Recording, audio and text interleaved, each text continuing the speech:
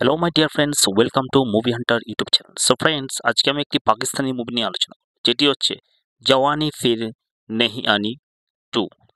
সিনেমাটি 2018 সালে মুক্তি পায়। জওয়ানি ফির নেহি আনি 2 পাকিস্তানি রোমান্টিক কমেডি সিনেমা, যা 2018 সালে মুক্তি পেয়েছিল এবং এটি 2015 সালে জনপ্রিয় ছবি জওয়ানি ফির নাহি আনি এর সিকুয়েল। ছবিটি পরিচালনা করেছেন নাদিম বেগ, আর প্রধান চরিত্রে অভিনয় করেছেন হুমায়ুন সাঈদ, ফাহাদ মুস্তাফা,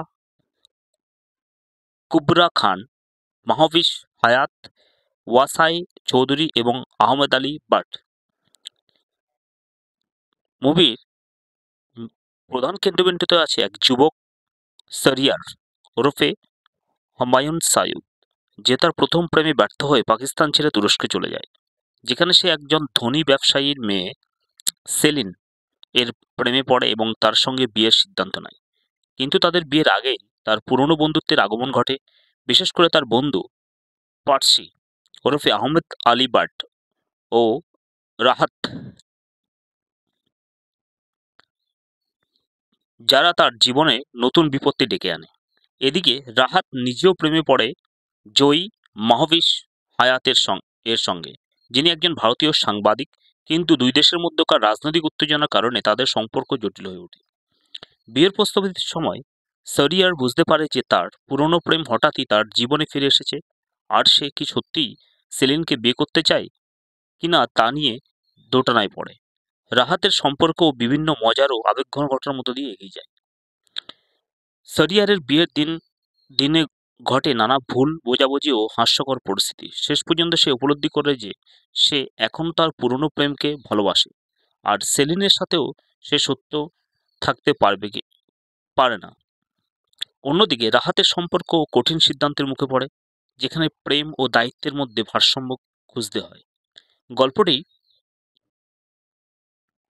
হাস্যরস ও আবেগময় মুহূর্তের মধ্য দিয়ে শেষ হয়, যেখানে বন্ধুত্ব, প্রেম ও আত্ম অনুসন্ধানের গুরুত্ব বোঝানো হয়েছে।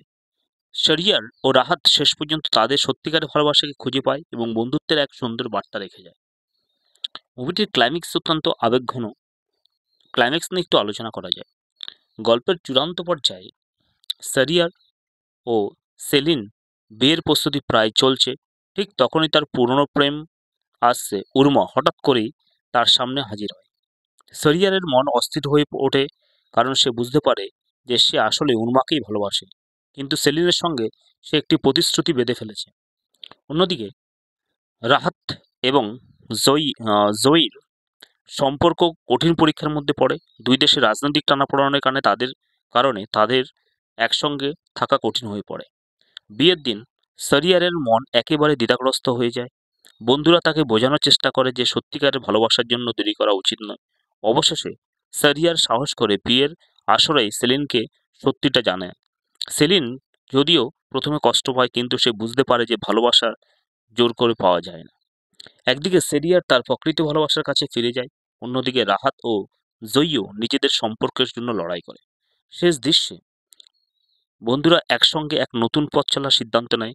শরিয়ার ও উর্মা নতুন করে শুরু করার সুযোগ পায়, আর রাহাত ও জয়ীও নিজেদের ভবিষ্যৎ নিয়ে আশাবাদী হয়। বন্ধুত্ব, ভালোবাসা ও দ্বিতীয় সুযোগের এক সুন্দর বার্তা দিয়ে এই মুভিটি শেষ হয়ে যায়।